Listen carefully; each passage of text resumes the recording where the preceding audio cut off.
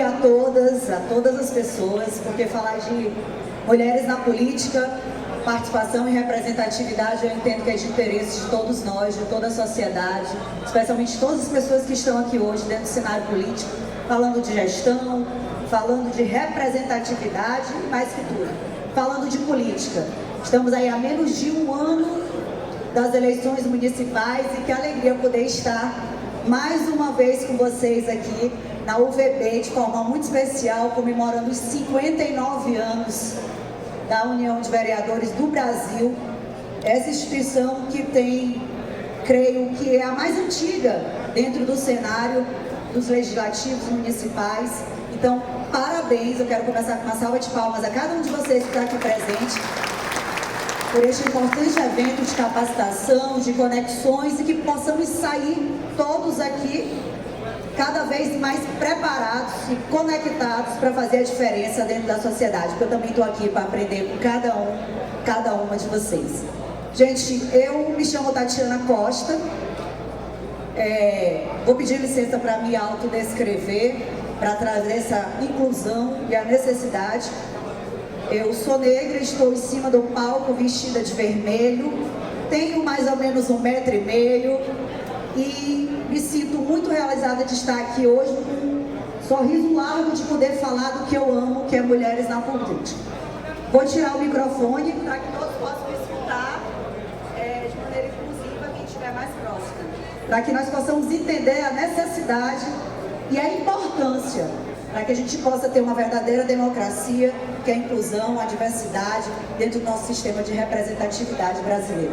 Muito obrigado à UVB, de forma muito especial, ao presidente Gilson pelo convite, ao meu presidente do Maranhão, presidente Azaf, que é vice-presidente, e vou cumprimentar aqui todas as políticas presentes em nome da querida vereadora Elaine, que representa a UVC Mulher lá no Maranhão, e assim eu recebo o abraço de cada um de vocês que está aqui hoje, representando a mim e a toda a sociedade brasileira também. Gente, eu vou começar falando o que para mim é muito importante, que é esse momento especial de conexão que está acontecendo. Quem quer ouvir falar aqui que é participação e entende que é importante a representatividade em todas as áreas aqui dentro da sociedade, por favor, para que eu possa entender quem é o público. Então vamos lá, continuar. Gente, eu vou falar para vocês quem eu sou. Eu vivo essa missão de contribuir com a sociedade através da advocacia, sou advogada eleitoralista, adoro palestrar e viver a visão política, amo pessoas. Por que isso?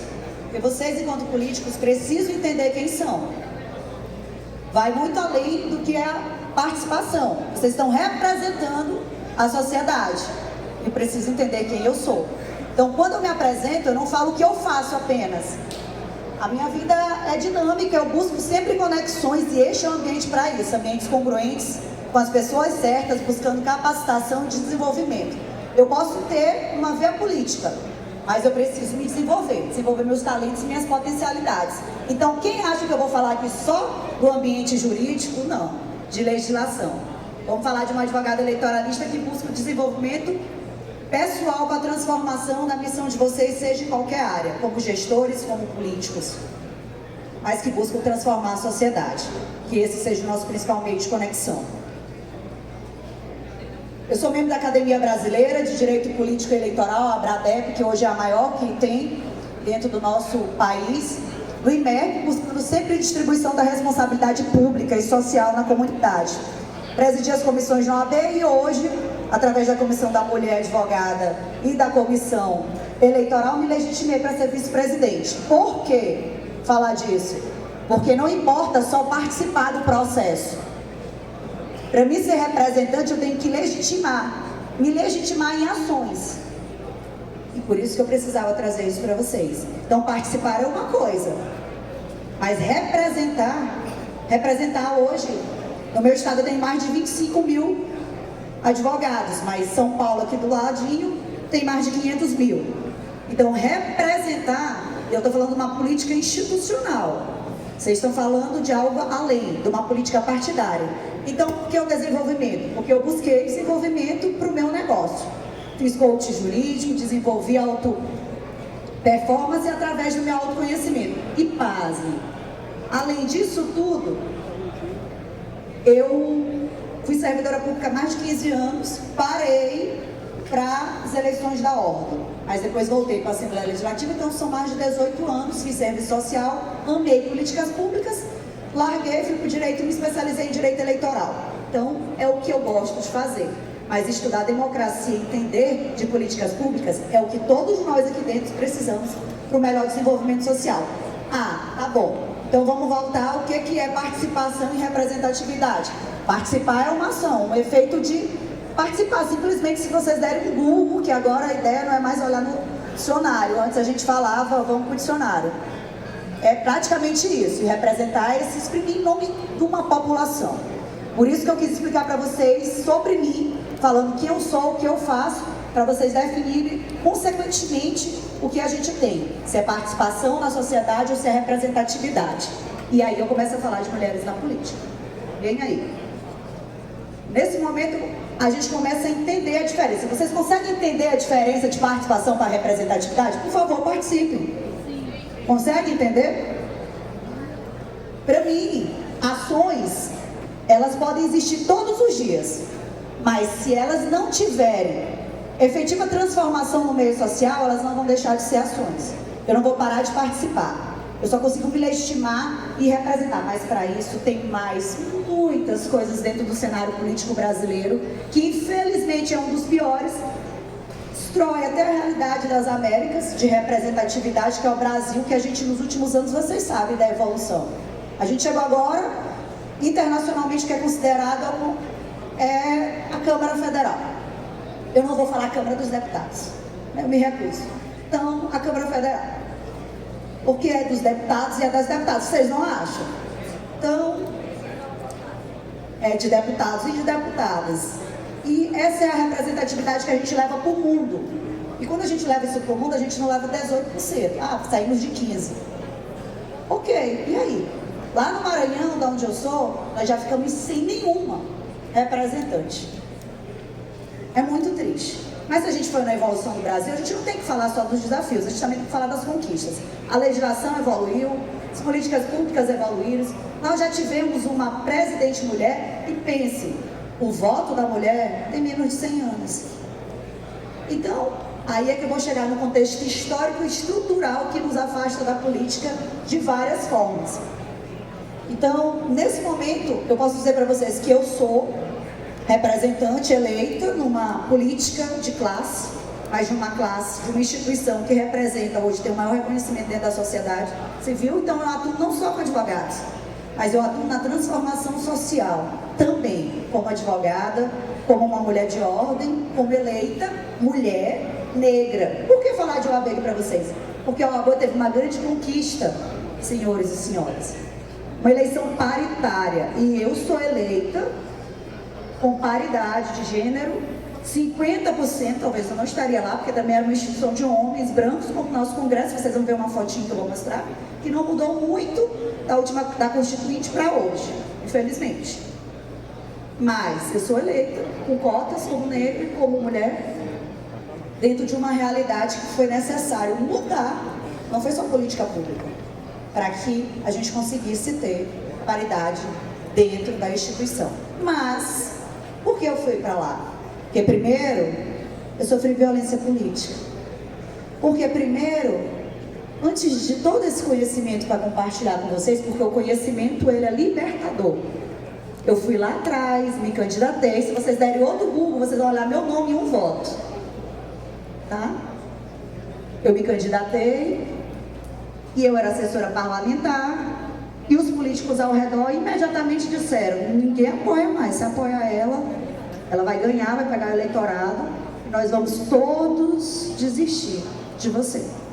Dentro do meu município, São Luís. Mas o que o partido queria? Queria cumprir cota. Vocês sabem da evolução da legislação. Primeiro tinha uma cota reservada, não deu em nada. Evoluímos. 30% a 70% de gênero, que não é de sexo, vocês já sabem disso. Hoje a gente tem que falar da interseccionalidade de mulheres jovens, não jovens, negras, trans.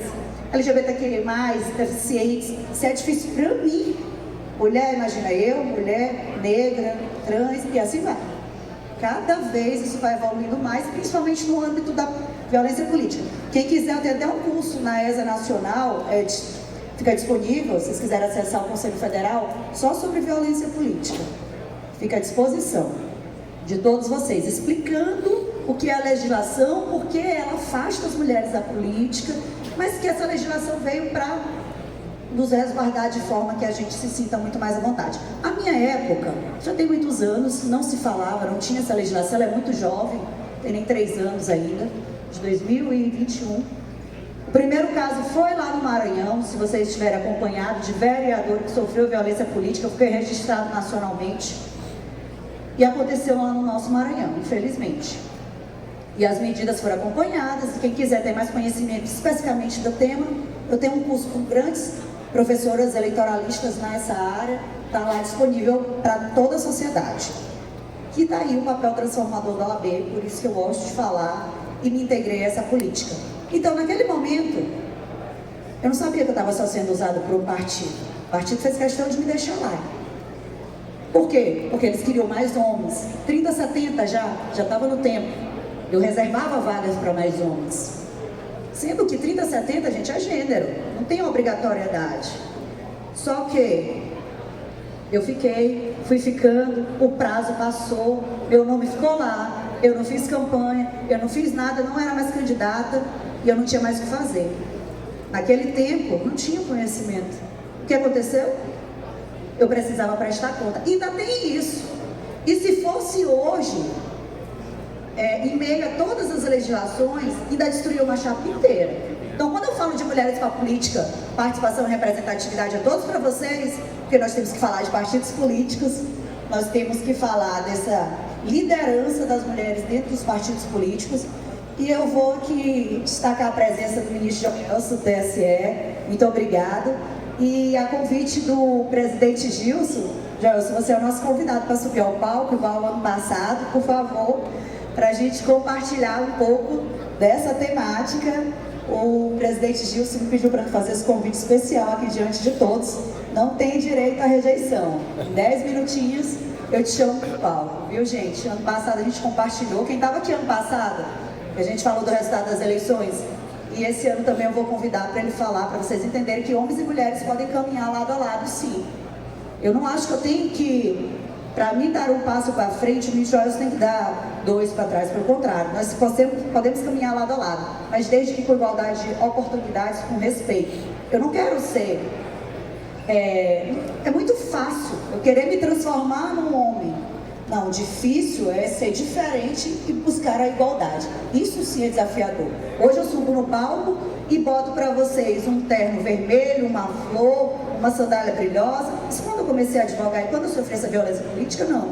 Eu me escondia num terno preto, um óculos, um cabelo aqui preso, porque eu tinha medo do assédio, eu tinha medo da violência, eu tinha medo de ser diminuída por ser mulher. Certamente, quando eu entrei, não me olharam de cara primeiro com a palestra de canal comum. São homens que sobem no palco e falam, na sua maioria, para homens, principalmente na política. É verdade ou não é? Não é errado? É a realidade. Mas a gente vai se adaptando. Mas eu tive que entender quem eu sou. Eu volto lá para o começo da nossa palestra dessa diferença, para poder saber o que eu faço de melhor.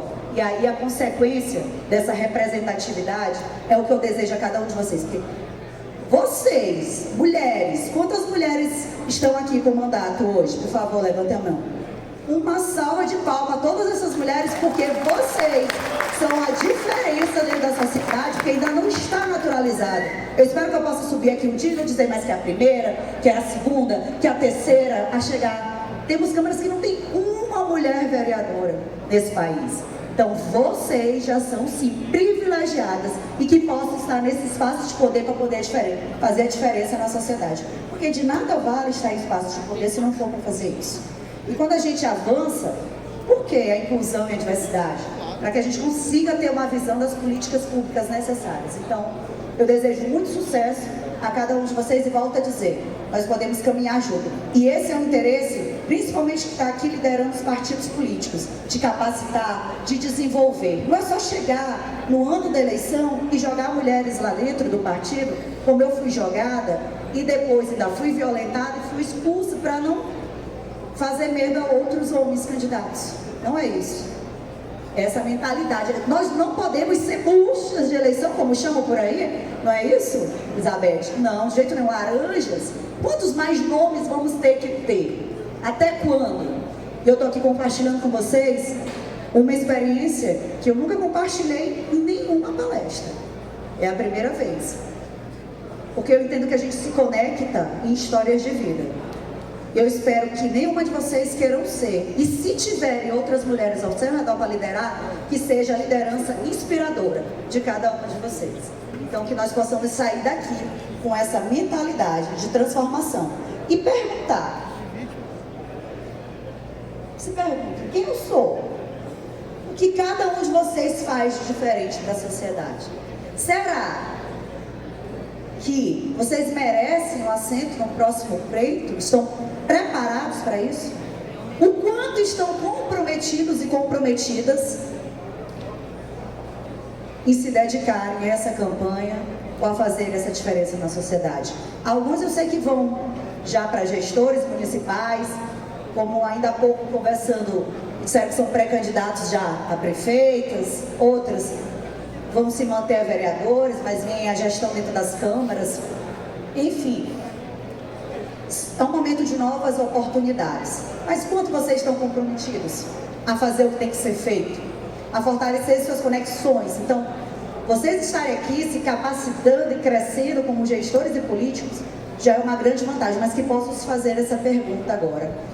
E falar de mulheres na política, ponto. É sim, 2 pontos.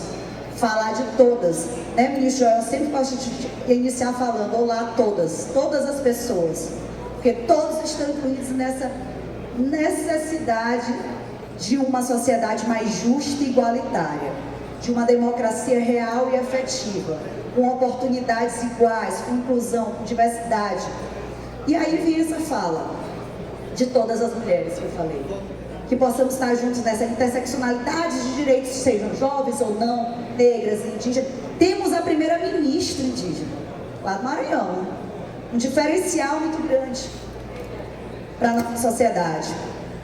Brancos, deficientes, LGBTQI+, todas as comunidades possam ser representadas, porque é o nosso lugar onde quisermos, mas que os nossos talentos sejam destacados para a real representatividade. Mas, gente, voltando à participação e à representatividade, além de todo esse privilégio que vocês já têm de estar aqui hoje, a gente tem que falar dos desafios. Não tem como vir para cá e não dizer que existem também grandes desafios, mas o ideal é trazer soluções a eles. É apresentar para vocês soluções. É falar que a fraude, a perda do mandato, vem acontecendo constantemente no Brasil. Quem aqui conhece alguém que já perdeu o mandato por conta da fraude de cota de gênero? Isso está acontecendo em todo o país. E agora, Ceará, Maranhão, onde mais? Bahia, Rio Grande do Norte, todos os lugares do Brasil. Acompanhei um caso de São Paulo, que eu fiquei bem impactada também. E mais, o que me chama a atenção, que nesse momento, quando a gente não tem esse devido cuidado e acontece essa fraude, a cota de gênero, cada vez mais tem se buscado responsabilizar quem está lá na base, quem está liderando o partido político. Porque como é que pode passar a campanha e as lideranças não terem conhecimento? E mais, quando cai toda a chapa, estamos perdendo homens e mulheres na política.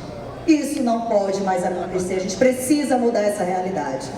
Então digam não a qualquer tentativa de fraude, a quem vocês conhecerem que possam dar uma ventania aqui, que possam estar se utilizando disso ou articulando para ganhar mais espaços para homens, porque tanto nós mulheres como os homens estão perdendo mandatos.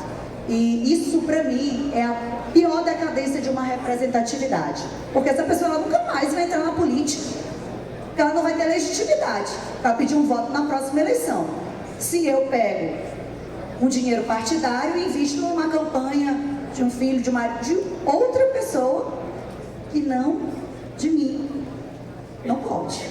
Então essa perda de mandato, para mim, é um dos grandes desafios para a representatividade, essa falta na cota de gênero. E aí vem a falta de dinheiro, a falta do recurso, a questão da prestação de contas, que continua sendo necessária quando eu contei o meu caso, a falta da campanha, e a gente tem que pensar como evitar.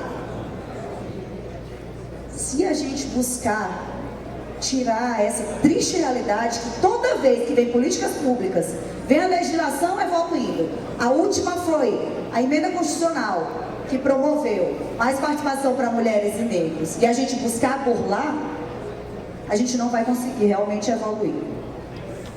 Agora, o que fazer? A solução, no meu ponto de vista, é buscar cumprir, mas destinar o recurso no tempo certo. Gente, não dá para destinar o recurso do partido no mês da eleição. Nós temos aí várias políticas públicas necessárias. O partido político, ele tem um fundo para investir, para divulgar mais mulheres na política, para capacitar. Aproveitem e cobrem isso dos partidos. Vocês são lideranças e têm a obrigação, e falo agora de competências sociais, da liderança inspiradora, de serem vetores de transformação social. Então, a cada um de vocês, mulheres que estão hoje em cargos e mandatos, e a vocês, homens, que se sentem responsáveis pela democracia efetiva e lideram também partidos políticos, que nós possamos ter lideranças mais paritárias dentro do partido. Essa realidade, quando eu liderei o Observatório de Candidaturas Femininas no Maranhão, foi algo que me chamou muita atenção nas últimas eleições. A falta de liderança feminina nos partidos políticos. Aqui na cidade de vocês, a maioria dos líderes são mulheres nos partidos políticos? Alguém tem essa realidade? Alguém tem, gente? Não. Eu também não tenho essa realidade no meu estado. Então, esse ponto da perda de mandato, da fraude de gênero, da cota de gênero, assim como a falta de campanha, a falta do recurso destinado da maneira correta e a falta de liderança dentro dos partidos, é um grande desafio ainda para a gente ter uma representatividade afetiva. E a participação existe, eu vou trazer os dados para vocês. Historinha que mulher não participa de política. Nós somos a maioria do eleitorado, vocês vão olhar, nós somos a maioria da população. Então, assim, minorias representadas. Não estou falando de minoria não, estou falando da maioria que não tem representatividade. Nós somos maioria do eleitorado, nós somos maioria, nós somos mais de 40% de filiadas, então nós participamos. Mas quando chega na representatividade, a gente chegou a 18%. Então, é uma triste realidade. Tem, na última eleição, 2022, que tem 2 governadoras eleitas apenas a cargo no país. E vamos a 2 pontos mais, para complementar esses desafios, que é essa falta de representatividade que eu falei, e, por fim, a violência política. A violência política, como eu iniciei, até falando do curso da ESA Nacional para vocês acompanharem, é uma triste realidade que hoje está descrita numa legislação própria, que é a Lei 14.192 de 2021, super jovem, que fala de quê? Toda ação, conduta ou omissão para impedir ou restringir uma mulher dentro do espaço político. Pode ser que seja uma ação ou simplesmente uma omissão no recurso, para que ela não tenha destaque. E quando eu estudei casos emblemáticos, a maior tristeza que eu tive foi da realidade das redes sociais. Hoje é um grande meio de comunicação e precisa ser utilizado, mas também é o pior meio de violência, especialmente contra mulheres, mulheres negras, mulheres de periferias, mulheres trans. Foram casos emblemáticos que me causaram muita tristeza, mas isso acontece de maneira muito democrática, em todas as esferas do nosso país, em todas as esferas do legislativo, do executivo, inclusive um grande caso para mim foi o caso da presidenta Dilma. Quanta violência por gênero, por ser mulher, ela sofreu. Ainda não tinha essa legislação específica, mas quantas vezes? Quantas vezes mulheres foram interrompidas? Quantas vezes suas falas no parlamento? Quantas vezes os seus projetos são os menos valorizados? E quanta dificuldade eu enfrento a partir do momento que eu me declaro pré-candidata. Já perceberam isso? A mulher só quer fazer podcast. A primeiro caso de violência estadual, que foi na Paraíba, contra a deputada, que eu estudei, ela estava no podcast, ela estava numa entrevista, de rádio, e começaram a falar que ela só queria lá desfilar, se maquiar, se produzir, ou seja, não tinha conteúdo.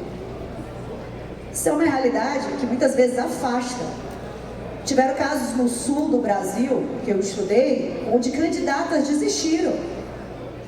Após a última eleição municipal, nem quiseram entrar nessa última que teve estadual, por conta do que sofreram perseguição da família, filhos, destruição de reputação, toda essa realidade mulheres passam. E que alegria poder estar falando hoje, ministro Joelson, de mulheres, de violência política, para homens e mulheres, gestores e gestoras, políticos e políticas. Porque é muito fácil a gente falar do mesmo assunto só para mulheres o tempo todo. Vocês sabem disso. Agora, chegar aqui e ter esse espaço, muito obrigado, presidente Gilson, por a gente poder ter esse espaço para trabalhar essa temática e para buscar a transformação de mentalidade para todos vocês. Espero que vocês possam sair daqui como agentes multiplicadores dessa mudança social. Mas vamos lá, que já está acabando o meu tempo e eu quero falar de mais mulheres na política. O que a gente faz para conquistar mais espaços da verdadeira representatividade? A gente precisa utilizar melhor esses recursos, conhecer mais dos nossos direitos, acompanhar o calendário eleitoral. Agora mesmo, a gente vai ter um espaço para propostas e ideias, desde a pré-campanha, para as vaquinhas, para que a gente possa arrecadar recursos. Todo mundo aqui conhece? Sabe qual é o período? Então, o conhecimento ele é transformador. E isso pode mudar a realidade. Então, você precisa ficar atento, ter uma boa assessoria para isso. E posicionamento.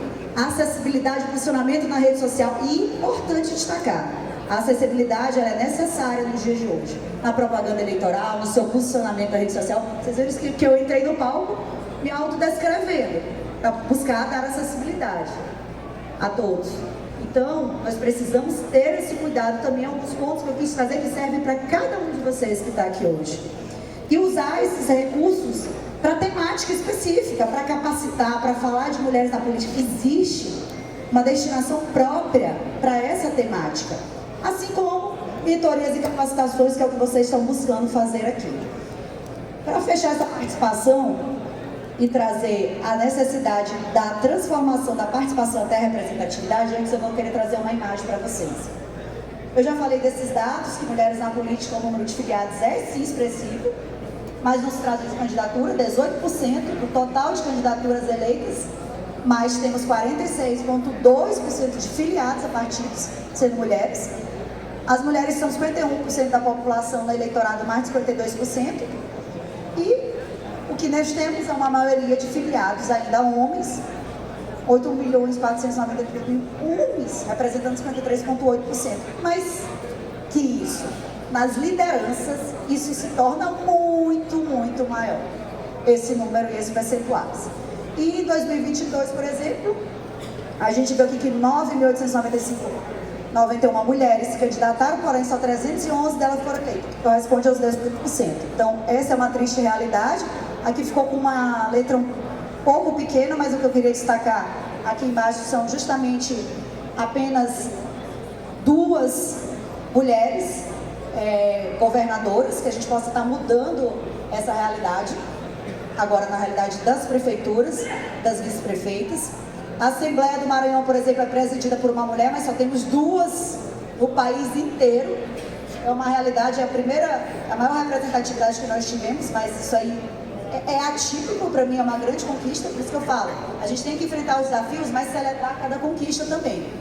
E nós temos mulheres foram eleitas deputadas, o que corresponde hoje nem dá os 18%, né, das 513 cadeiras disponíveis. E isso traz uma média baixíssima para o nosso país. Baixa até a média das Américas, que eu comecei falando, traz 26% só de uma média. Então a gente acaba sendo um dos piores países em representatividade feminina. Até quando? Eu trouxe essa imagem para que vocês possam analisar de maneira bem emblemática. Ali na Assembleia Constituinte, que viria promulgar nossa Constituição, que a gente celebrou agora, recentemente, o que é o nosso Estado democrático, representa o nosso Estado democrático de direito, mas que a realidade eram 26 mulheres naquele tempo. E hoje, 513 deputados tomaram posse em 2023, apenas 91 são mulheres, o que equivale a quase 18%. Mas não sei se vocês conseguem visualizar bem, mas tá cheio de ternos e cabecinhas brancas. Dá pra ver? Daí? Pronto. Ali tá cheio de homens. Não dá nem pra gente perceber a existência das mulheres. Aqui 370 desses 513 se declaram brancos. Então a gente já vê aqui a realidade, né? 107 se reconhecem como pardos, 27 se declaram pretos, 3 amarelos e 5 indígenas. Então, isso é representatividade democrática do país?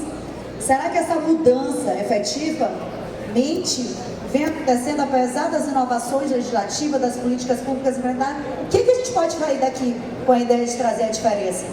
Para realmente trazer uma democracia para o nosso país. O que a gente pode mudar nessa realidade? Essa é a minha pergunta para vocês. Eu trouxe essa imagem, que às vezes as imagens elas geram mais sentimentos.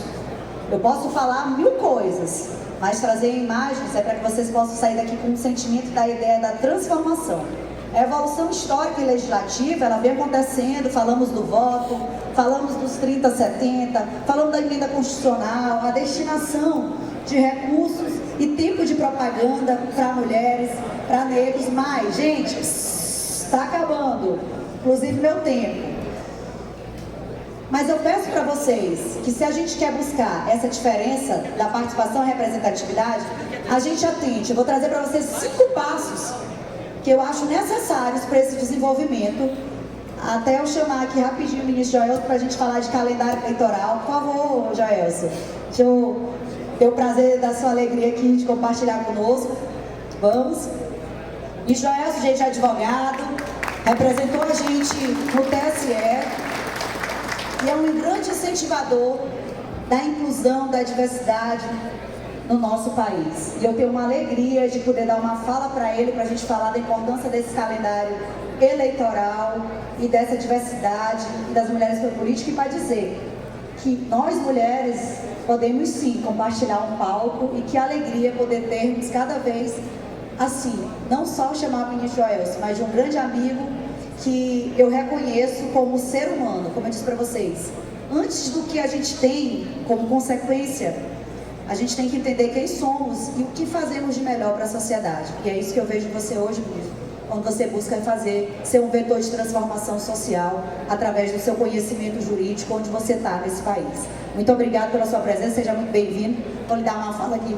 Está encerrando meu tempo, mas eu vou pedir 10 minutinhos, porque foi um pedido do nosso presidente Gilson e eu tirei ele, gente, de dentro dos tribunais para vir compartilhar um pouco dessa experiência e engrandecer o evento de cada um de vocês que está aqui hoje. Muito obrigada.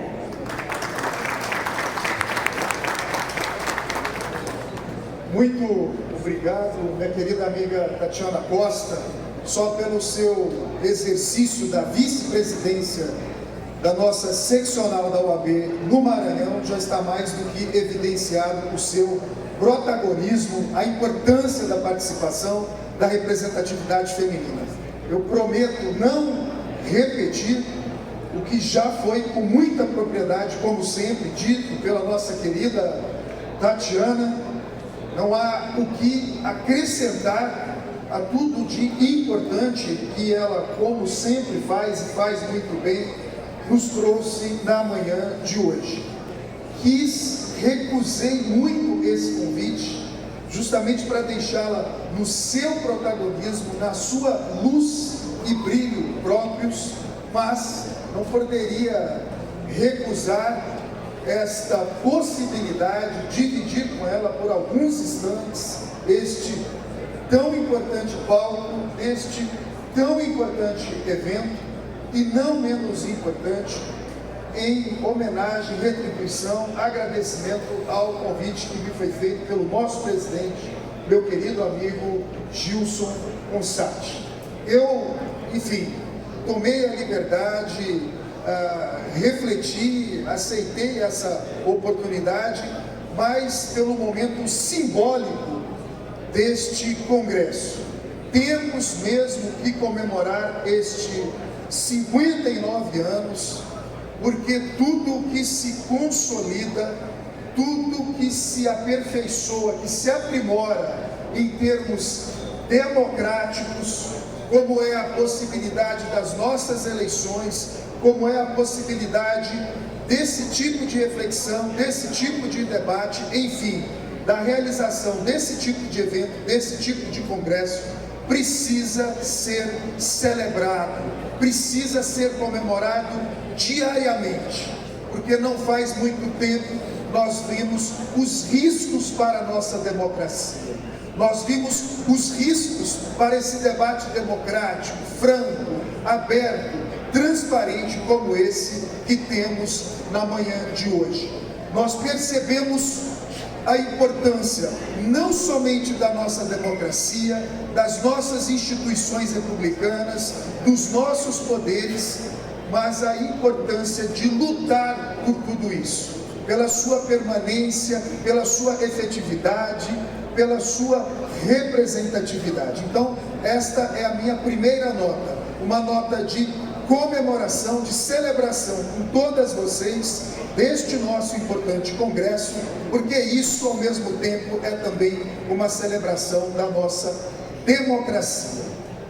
Dito isto, eu trago como provocação, como reflexão, e é para isso que servem os nossos congressos, eventos importantes como esse, para que a gente possa ter algumas provocações, alguns questionamentos. Eventualmente nem é para a gente resolver hoje, nem é para resolver agora, nem é para resolver durante os nossos congressos. É para que a gente possa levar de volta para casa, para as nossas instituições, os nossos parlamentos, o nosso poder executivo, judiciário, essas reflexões, esses questionamentos.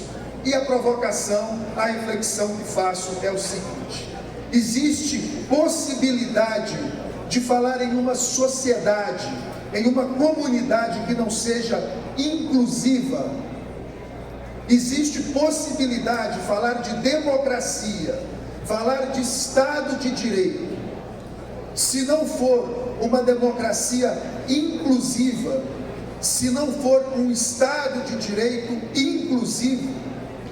Porque é isso que quer a nossa Constituição, quando fala de pluripartidarismo, quando fala de direitos fundamentais, quando fala de diversidade.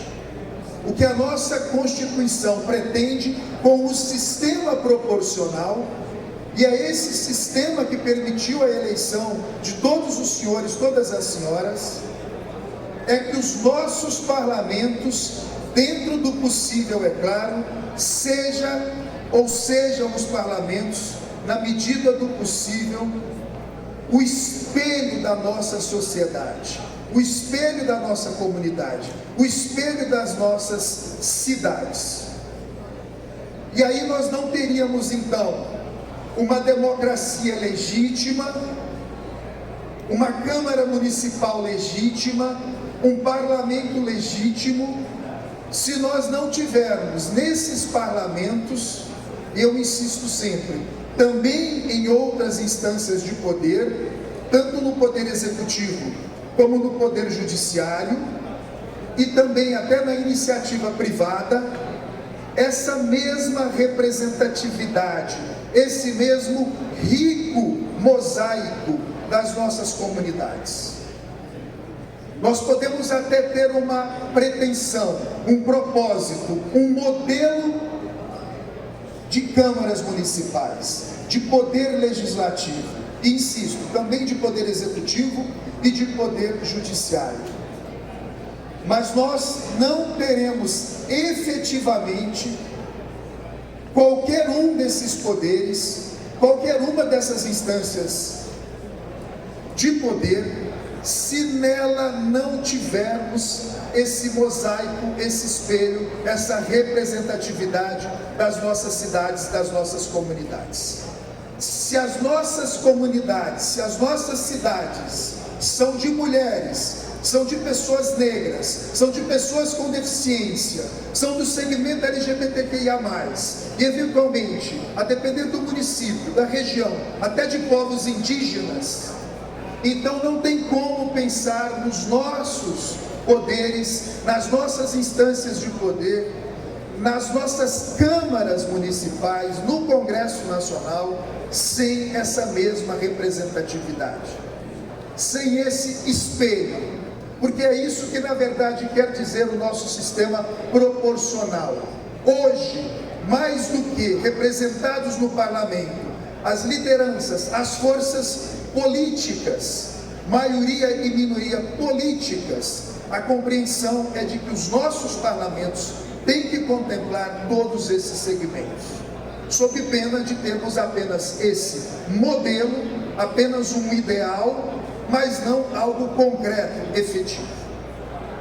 E é por isso que nossa querida Tatiana foi muito feliz ao nos mostrar que mais importante do que a participação política, nós queremos as mulheres com o direito de participar da política, dos partidos políticos, de disputar as eleições em condições de igualdade com os demais candidatos. Nós queremos tudo isso também para o segmento das pessoas com deficiência, LGBTQIA+, as pessoas negras, mas mais do que essa participação política, mais do que dinheiro, mais do que recursos, mais do que tempo no rádio e na televisão, mais do que acessibilidade, o que a gente quer, na verdade, é representatividade. A gente quer ter certeza de que quando abrirmos a urna, e a gente já não abre mais urna, a gente conta, é o voto eletrônico, é o voto digital, que é outra grande conquista brasileira, exemplo, referência no mundo inteiro, independentemente dos aperfeiçoamentos, dos aprimoramentos que se fazem necessários, sempre, como qualquer coisa de nossa vida. Não há por que não discutir o aprimoramento, o aperfeiçoamento do nosso sistema eletrônico de votação, mas muito diferente disso é condená-lo, algo que avançamos e avançamos muito, e todo mundo que já participou de eleição, com voto contado, com cédula, sabe como era difícil aquele momento, como a tensão era muito grande e como as fraudes permeavam. Pois bem, o que importa em termos de representatividade é isso, é que no final a gente possa contar os votos e ter certeza de que daquele resultado, da apuração, teremos essa ampla representatividade, também das mulheres, também das pessoas com deficiência, também do segmento LGBTQIA+, das pessoas negras e dos povos indígenas. Até que a gente chegue um dia, quem sabe, hein? Esse é meu grande sonho, essa é a minha grande provocação. Em listas paritárias, vamos terminar a apuração dos votos, fazer duas listas, uma para mulheres e uma para homens. E exatamente segundo o número de votos obtidos pelos partidos, exatamente segundo o número de candidatos e candidatas eleitas pelo partido, 3, 4 ou 5, fazermos a distribuição dessas vagas segundo estas listas paritárias. A começar pelo mais bem votado ou pela mais bem votada, uma mulher, um homem, uma mulher, um homem, até que o partido esgote aqueles 3, 4, 5 ou 6 ou 7 candidatos que tenha eleito.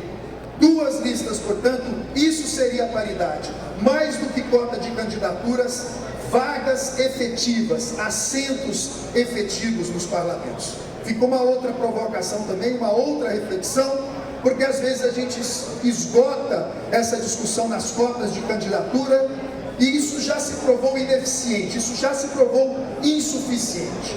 Nós temos que ter as cotas de candidatura, mas ao mesmo tempo também paridade de assentos. Porque aquilo que era para ser piso 30%, na expectativa de que os partidos lançariam muito mais mulheres, porque a doutora Tatiana já nos explicou, mais da metade da população, mais da metade do eleitorado, 44% das filiadas, mais do que cotas de candidatura, nós estaríamos a falar da verdadeira representatividade de assentos efetivos nos nossos parlamentos.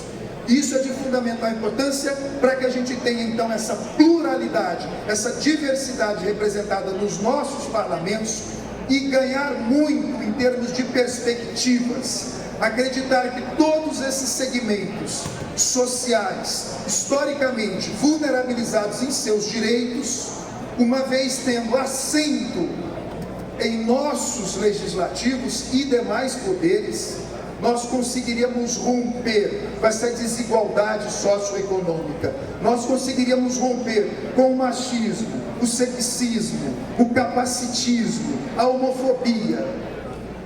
Nós conseguiríamos viver em uma sociedade mais tolerante e com políticas públicas mais inclusivas, justamente porque todos esses segmentos, mais do que a participação, passariam a ter voz e voto nos nossos parlamentos. Com essa brevíssima manifestação, e não poderia ser diferente por tudo o que de brilhante já nos disse antes a nossa querida doutora Tatiana Costa, eu encerro na expectativa de que nas eleições 2024, já na composição das listas, a gente tenha muito mais do que 30% de mulheres. A gente tenha toda essa outra representatividade já nas próprias listas. A expectativa de que os partidos, os dirigentes partidários, assegurem nas próprias direções partidárias toda essa representatividade, um papel também mais efetivo de mulheres como dirigentes partidárias, para que a gente possa chegar no momento das convenções, no momento das listas partidárias, para que a gente possa chegar no momento da campanha eleitoral e ter certeza, dentro do possível, é claro, que todos esses segmentos terão recursos financeiros, terão tempo de rádio e televisão, terão exatamente as mesmas condições de todos os outros candidatos para disputar para valer as eleições. Para que enquanto a gente não tem essa paridade de assentos, a gente possa ter, com essa maior participação política,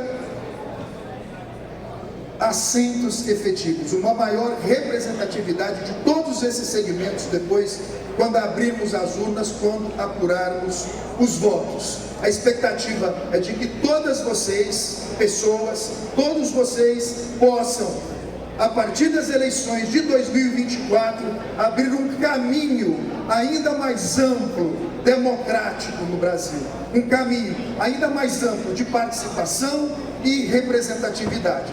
E sejam vocês, vereadores, vereadoras, os legislativos, municipais, a referência, o paradigma, para que a gente possa, de uma vez por todas, ter o Brasil que queremos e merecemos. Muito obrigado.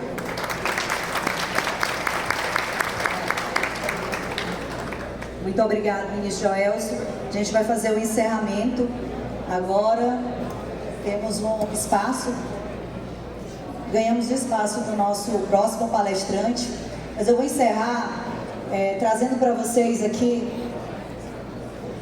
Acho que já tiraram a apresentação. Só para finalizar. Muito obrigada. Essa importância da representatividade é necessária. Como eu falei ainda há pouco, estava conversando com algumas candidatas, pré-candidatas já ditas, e falávamos de ações de arrecadação. 15 de maio, ainda não saiu o calendário oficial do TSE, mas a gente acompanha pela lei das eleições, o período das janelas, o fim da janela, o período das ações de arrecadação, quando a gente começa a fazer pré-campanha, a gente tem que aproveitar todas as oportunidades para lançar novas ideias e propostas, e esse é o momento, então fique atento, isso é necessário uma boa assessoria também para vocês. Vou finalizar aqui, trazendo, não estou mais conseguindo passar, trazendo uma, vamos lá, só no final, acho que é a última, aí, trazendo que para mim é uma frase de grande representatividade, que quando uma mulher ela entra na política, muda a mulher, mas quando muitas mulheres entram na política, muda a política. Michele trouxe isso com a presidente chilena, mas a realidade para mim vai além. E eu falava isso durante a minha campanha, que eu também faço campanha institucional. Que quando várias mulheres entram na política, muda a sociedade, transforma, ela inclusive, ela é participativa, ela traz novas políticas públicas. Então o que eu quero trazer para vocês hoje é da participação à representatividade. Por isso essa ideia de identidade, de se entender, saber o seu ser, de se autoliderar para transformar, de metanoia, de 5 passos. Se entender, se identificar o seu ser como uma liderança. Segundo, estar nos lugares certos, com as pessoas congruentes e buscar essa liderança, especialmente dentro dos partidos, como trouxe aqui o ministro Geraldo. Essa liderança, terceiro passo, posicionamento, imagem, rede social, pré-campanha, arrecadação, recurso, são habilidades sociais, isso é inteligência emocional. São habilidades, e que bom que aqui, além de técnica, além de saber de reforma tributária, de ouvidorias, vocês vão saber de oratória, de posicionamento, de marketing. Quarto ponto, uma boa assessoria jurídica e contábil, é a transformação. E vou trazer para mim, advogada eleitoralista, essa mudança, o acompanhamento é de agora, para os partidos políticos, para os pré-candidatos, saber o que pode e o que não pode. Chega da gente ficar com medo de não poder fazer nada. Precisamos de ação, isso é participação. Mas para chegar na representatividade, precisamos fazer o certo. Isso dentro da assessoria jurídica e da assessoria contábil. E por fim, a ideia de sermos agentes de transformação juntos.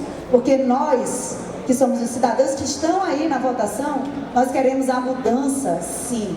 Mas queremos uma mudança com qualidade, de representatividade. E que cada um de vocês possam sair daqui entendendo que a base está no municipal, a base da política são vocês, e que vocês possam ser esses grandes agentes de transformação da nossa sociedade brasileira, da efetiva democracia.